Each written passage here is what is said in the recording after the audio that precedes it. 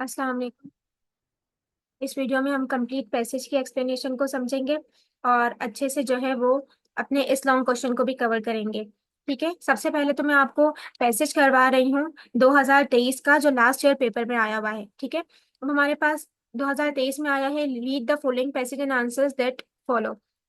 Cycling can be a great fun. इसमें complete cycling के बारे में आपको बताया गया है। ठीक है, कि साइकिलिंग एक ग्रेट फन है if you go about in the right way. अगर आप सही रास्ते पर जाते हो, कोई लिमिट नहीं है एंजॉयमेंट की।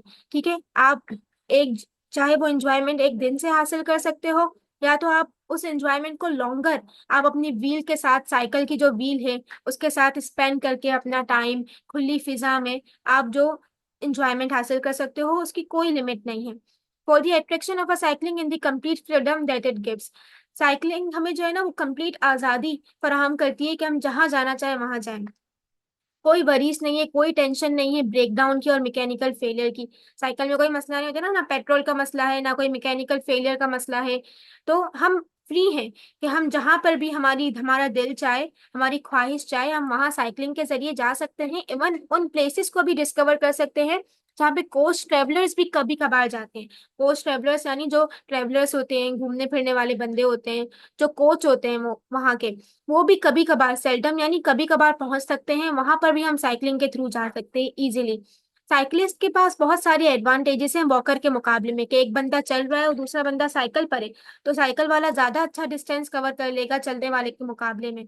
ठीक है, और साइकिल वाला जो है ना वो बस पर डिपेंडेंट भी नहीं होगा, कि कोई बस आए, कोई जैसे चलने वाला बंदा है वो बस पर डिपेंडेंट होता है कि मैं बस पर चलूं और आगे पहुंच जाऊं, ऐसे साइकिल वाला बंदा किसी चीज पर डिपेंड भी नहीं होगा।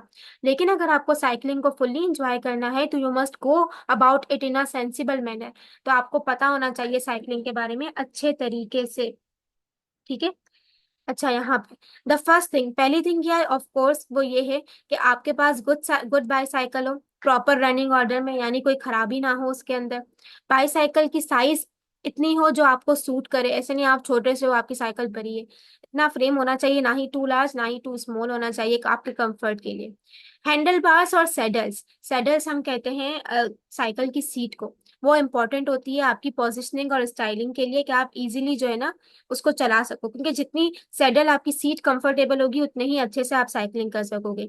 लोग इस पर बहुत कम अटेंशन पे करते हैं, क्योंकि वो वो ये समझते हैं बस साइकिल साइकिल दिखने में अच्छी हो, ये नहीं, साइकिल वो अच्छी हो जो आपको कंफर्ट दे, क्योंकि यही डिफरेंस प्रोवाइड करती है आपकी इंजॉयमेंट। ठीक है, कोई हार्ड और फास्ट रूल्स नहीं है बाईसाइकिल के लिए, बस हमें चाहिए कि वो साइकिल चूज करें जो हमें सूट हो, जो हमें comfort they.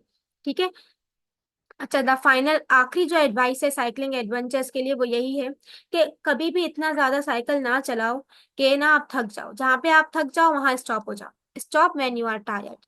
If you come to a hill, अगर आप किसी पहाड़ी पर पहुंचते हो, ठीक है, और आपको चाहिए कि आप है ना राइड करो, बिल्कुल आराम से पहाड़ी की चोटी पर चढ़ो, तो आपको क्या चाहिए कि आप सबसे पहले तो अपनी बाईसाइकिल को ऑफ करो और थोड़ा सा चलो। ठीक है, तो आप जब थोड़ा सा चलोगे ना, तो उसके बाद आप ज्यादा अच्छी कंडीशन में होगे कि आप जो है वो साइकिलिंग को और अच्छा चला पाओ। ठीक है ना, तो कंटिन्यूअसली साइकिल भी नहीं चलानी है। अब क्वेश्चन है what things should be kept in mind before cycling, कौन सी चीज जहन में रखनी है साइकिलिंग से पहले। अब कौन सी चीज जहन में हमें रखनी है साइकिलिंग से पहले, तो यहाँ पे ये इतनी अच्छी बात लिखी हुई थी कि the first thing of course, वो ये यहाँ तक कि पहली थिंग क्या है कि आप जो है good bicycle, proper running order में हो, ये सारी चीजें जहन में रखनी है ना साइकिल से पहले। तो ये आपने पहले का आंसर हो गया। दूसरा आंसर आपके पास क्या है, दूसरा है what should a person, why should a person, एक बंदा बाईसाइकिल क्यों यूज करेगा।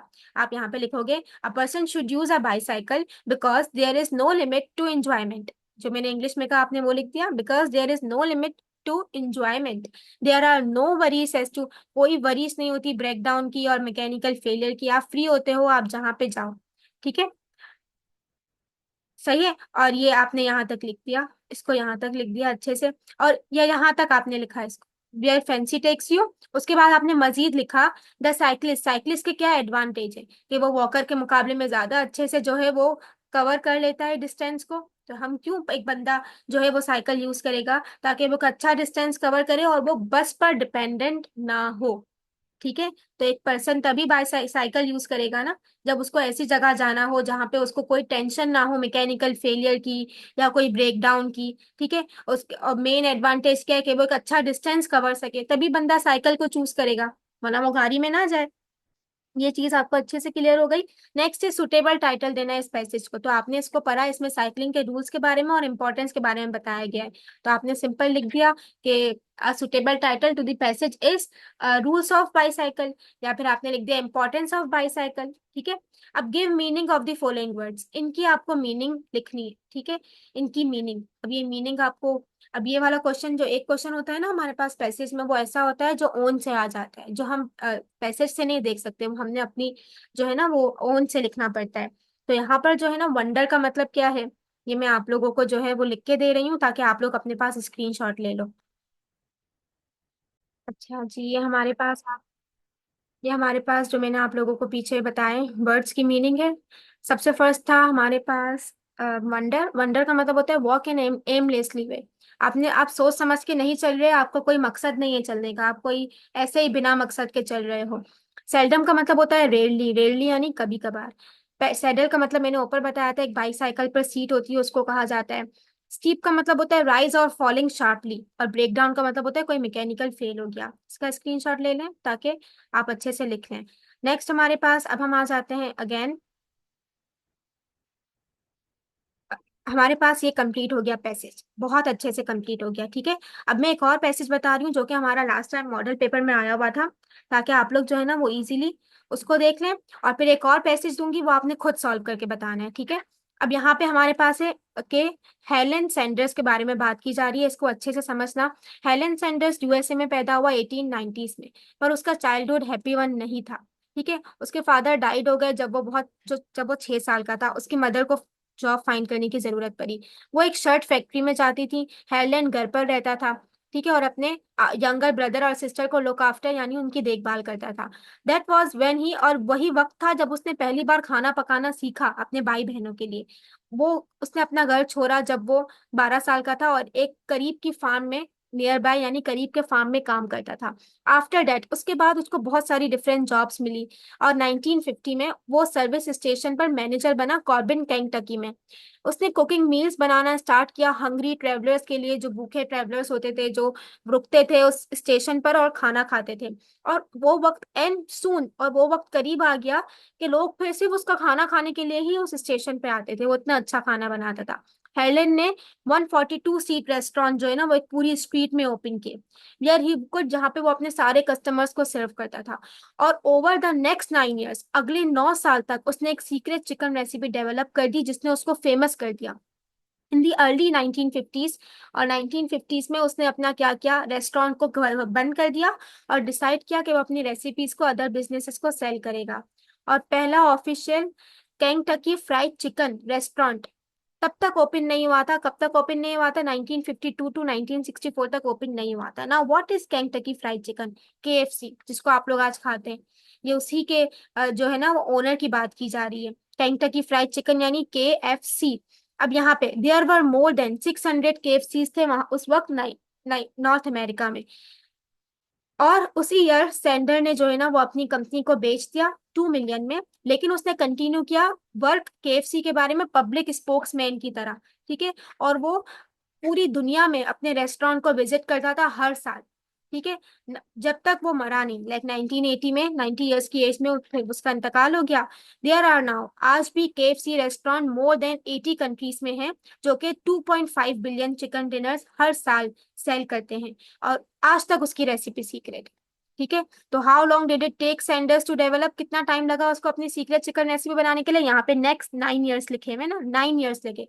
तो यहाँ पे आप लिखोगे Sanders take Sanders took to develop his secret chicken recipe in 9 years। ठीक है।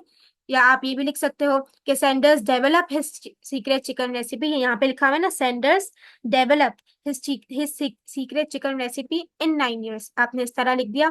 फिर what did Sanders do after he had sold his company, वो क्या करता था जब उसने अपनी कंपनी बेच दी। तो वो ट्रेवल करता था हर साल अपने रेस्टोरेंट्स में, मतलब विजिट करता था, और पब्लिक स्पोक्समैन की तरह जो है ना वो काम करता था। ठीक है, तो आपने यहाँ से लिखा है कि when Sanders sold his after Sanders sold his company, he worked as KFC's public spokesman and visited restaurants all over the world. इतना आपने लिख देना, ठीक है। सुटेबल टाइटल क्या है, आपने यहाँ पे हिस्ट्री ऑफ केएफसी बताई है, तो ये सुटेबल टाइटल है। रेगुलर और इरेगुलर वर्ब्स आइडेंटिफाई करना है, ये बहुत मेन है। रेगुलर वर्ब्स वो वर्ब्स होते हैं जिसके लास्ट में ईडी आता है, जैसे कि नीडेड, स्टेड, लास्ट में ईडी आ रहा है ना। और इरेगुलर वर्ब्स वो जिसके लास्ट में ईडी नहीं आता, लाइक लेफ्ट, वेंट। इस चीज को याद रखना है। ये क्वेश्चन कंप्लीट कर लीजिएगा। अब एक क्वेश्चन मैं दे रही हूँ जो कि आपने घर पे ट्राई करना है इस पैसेज को सॉल्व करने का। ठीक है, इसका स्क्रीनशॉट लेना और उसको कोशिश करना कि अच्छे से सॉल्व करना। यहाँ पे भी इरेगुलर रेगुलर दे रहा है, तो इरेगुलर वर्ब्स वो वर्ब्स होते हैं जिसके आखिर में ईडी आता है, और रेगुलर वर्ब्स वो वर्ब्स होते हैं जिसके आखिर में ईडी नहीं आता। सॉरी, रेगुलर वर्ब्स वो वर्ब्स होते हैं जिसके आखिर में ईडी आता है, और इरेगुलर जिसके आखिर में ईडी नहीं आता। रेगुलर में आपके पास क्राउडेड आ गया, इरेगुलर में फील, बिकम और ओपन आ गया। ठीक है, इसको कोशिश करना अच्छे से सॉल्व करना, और आपका ये पैसेज का भी लॉन्ग क्वेश्चन जो है वो कंप्लीट हो गया।